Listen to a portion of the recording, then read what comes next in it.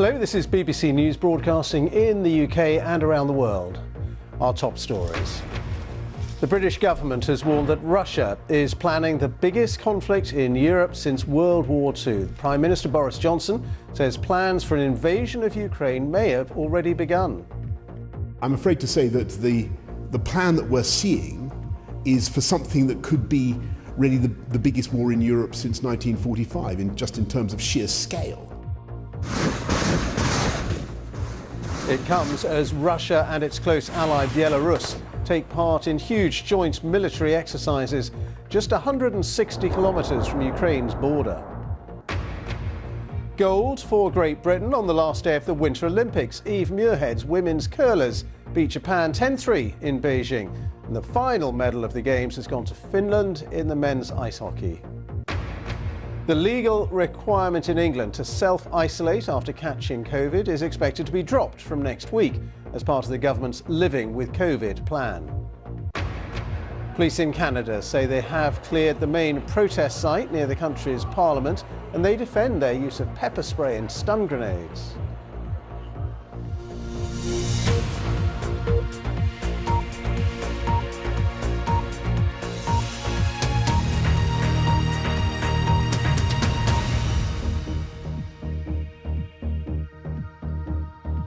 Hello and welcome to BBC News. The British government has issued its strongest warning so far about a possible Russian invasion of Ukraine. Speaking to the BBC, the Prime Minister Boris Johnson said the operation had in some senses already begun, and he warned that evidence from Russia and Ukraine points to Vladimir Putin planning what could be the biggest conflict in Europe since the Second World War. Well, the Prime Minister also threatened Moscow with what he called the toughest possible economic sanctions. Mr. Johnson was speaking from Munich, where world leaders have been meeting for an annual security conference. Here's our political correspondent, Damian Grammaticus. In eastern Ukraine, the Ukrainian interior minister and journalists accompanying him forced to run for cover. Their convoy had come under shell fire close to areas controlled by the Russian-backed separatists. Ukraine says these are Russia's attempts to provoke it to strike back and provide a pretext for war, and Boris Johnson agrees. Meeting Western leaders in Munich yesterday, he said the attacks are a sign President Putin's plan for an invasion is already being put into effect. In Munich, in an interview with the BBC's Sophie Rayworth, he warned of what's to come. I'm afraid to say that the plan that we're seeing is for something that could be really the biggest war in Europe since 1945, in terms of sheer scale. I think people need to understand the sheer cost in human life that could entail, not just for Ukrainians, but also for Russians and for young Russians. Ukraine's president told the gathering the time for appeasing Russia was over. For 8 years, Ukraine has been a shield. For 8 years, Ukraine has been holding back one of the greatest armies in the world, which stands along our borders, not the borders of the European Union. But should Russia move to destroy Ukraine and its democracy, Boris Johnson gave his strongest warning yet of sanctions to come. Not just hitting the associates of Vladimir Putin, but also all companies, organizations of strategic importance to Russia. We're going to stop Russian companies raising money on UK markets, and we're even with our American friends going to stop them trading in pounds and dollars. That will hit very, very hard. So Ukraine waits and watches. Mr. Johnson warned a lightning Russian war might initially overwhelm these defences, but the West, he said, could not tolerate the destruction of a democracy and would, even if it took time, ensure such aggression did not pay off. Damian Grammaticus, BBC News. Well, meanwhile, just north of Ukraine, Russia and Belarus have been holding 10 days of joint military exercises, which are due to come to an end on Sunday. Questions are now being asked about whether Russia will withdraw its troops and equipment or just leave them stationed on Belarusian soil. Well, the latest estimates by the US government suggest that between 169,000 and 190,000 Russian troops and Russian separatists are now stationed along Ukraine's border, both in Russia and neighbouring Belarus. Our correspondent Steve Rosenberg is in Belarus, and just a warning, this report from him now does contain some flash photography. Definition of muscle flexing? This.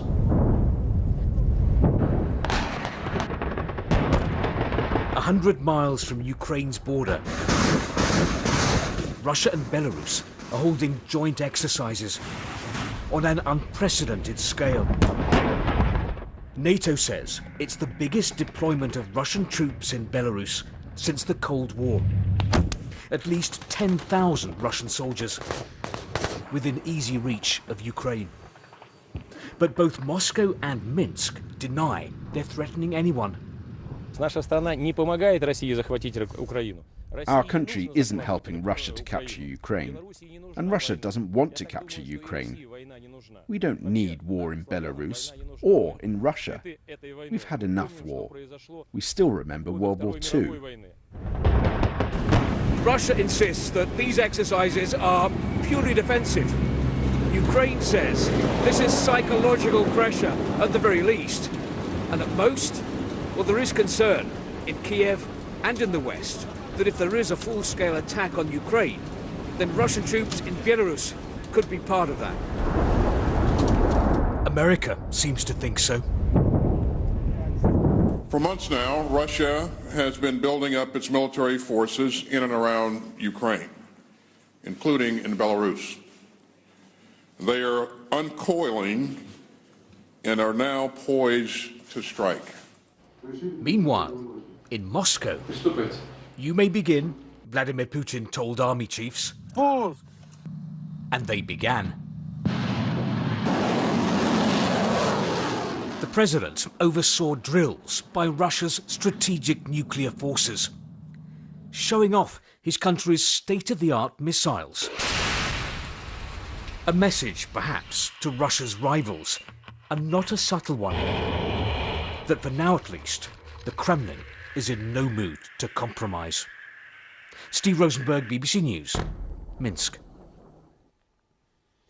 Team GB have ended the Winter Olympics with a gold medal thanks to the women's curling team. They beat Japan 10-3 in this morning's final in Beijing to repeat the success of Britain's gold-winning curling squad at the Salt Lake City Games 20 years ago. Well, we're going to get the latest on all of that. We're joined now by our sports reporter, Catherine Downs. And Kat, what a night it was. And it was actually reasonably comfortable in the end, wasn't it? It was a much easier watch compared to the men's final yesterday, which Bruce Mouat and the boys lost out to Sweden. Such a tight match, this one, but Eve Muirhead and the girls, they were in control from the very start. A very early morning for curling fans back in the UK. It started about 9 o'clock here in Beijing this morning, and finally a gold medal on the very last day of the Games, and finally a gold medal as well for Eve Muirhead. This is her 4th Olympic Games. She won bronze in Sochi 8 years ago, came back in Pyeongchang 4 years ago, but lost in the bronze medal match there, so agonisingly close to the medals, determined to come back, determined to have the Olympic dream come true, and I caught up with her earlier to find out how that feels. How does it feel? Finally, 4 Olympics and you've done it. It's it's been a journey, and like 4th Olympics, to have this gold medal around my neck is extra special. And you know what? A lot of people say this, but it really hasn't sunk in yet. It's the cliche, isn't it? But I can imagine you live in this bubble. It's the aim for you for a 4-year period, and then all of a sudden it's here, and it just must be a very surreal reality to be faced with. It definitely is. Like it's a long 4 years, isn't it? And especially for myself after Pyeongchang having surgery, and then falling short there as well, coming 4th, and then disappointing Worlds last year, not even qualifying here for Beijing, and we went through the qualifier, we topped that, and I'm absolutely delighted. I'm so proud of my team. We've got me here, and they've made me a better curler, a better person, and this is a dream come true. Just talk to me about the dynamic within the team, because you've been there, done that, 4 Olympic Games now, but these girls, they're all Olympic debutantes and now Olympic champions. That's a pretty special team, isn't it? It is, and absolutely, for those girls, it's their first Olympic Games here, and to come out and get a gold medal is so special. I just wish I did that.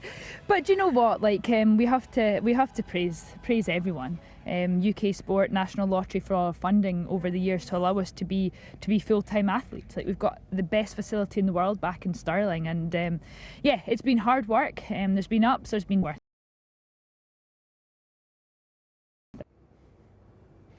And celebrating along with Eve in the stands watching that gold medal match was Bruce Mowat. For the closing ceremony for Team GB, which seems pretty apt, doesn't it? Eve carried the flag into the stadium at the start of these games, and Bruce will carry it in at the medals in the last 2 days. The curlers have pretty have indeed. Kat, thank you very much indeed. The woolly hat, by the way. It's very cold. Catherine Dale, Beijing. Now, here in the UK, the government announced that people who test positive for COVID will no longer have plans to live in the country is set to end in the country. Have warned against declaring victory over. Gareth Barlow reports. Been living with COVID for nearly 2 years, but for people in England, the Prime Minister wants that relationship to change. From next week, legal requirement to self-isolate after virus to end. Speaking in the House earlier this week, Johnson's restrictions were on encouragement. I told the House today that it is my intention to return on the first day after the half-term recess to present our strategy for living with COVID. Provided the current encouraging trends in the data continue, it is my expectation that we will be able to end the last domestic restrictions, including the legal requirement to self-isolate if you test positive, a full month early, Mr. Speaker. The move is part of the government's Living with COVID plan, which is underpinned by the treatments, vaccines and medical understanding that have been developed during the pandemic. Alongside self-isolation ending in England, local authorities will be expected to manage outbreaks using their existing powers, and the vaccination programme will continue to remain open to anyone who has not yet come forward. Labour has warned against declaring victory before the war is over, a sentiment echoed by some scientists and charities, who note current infections across the UK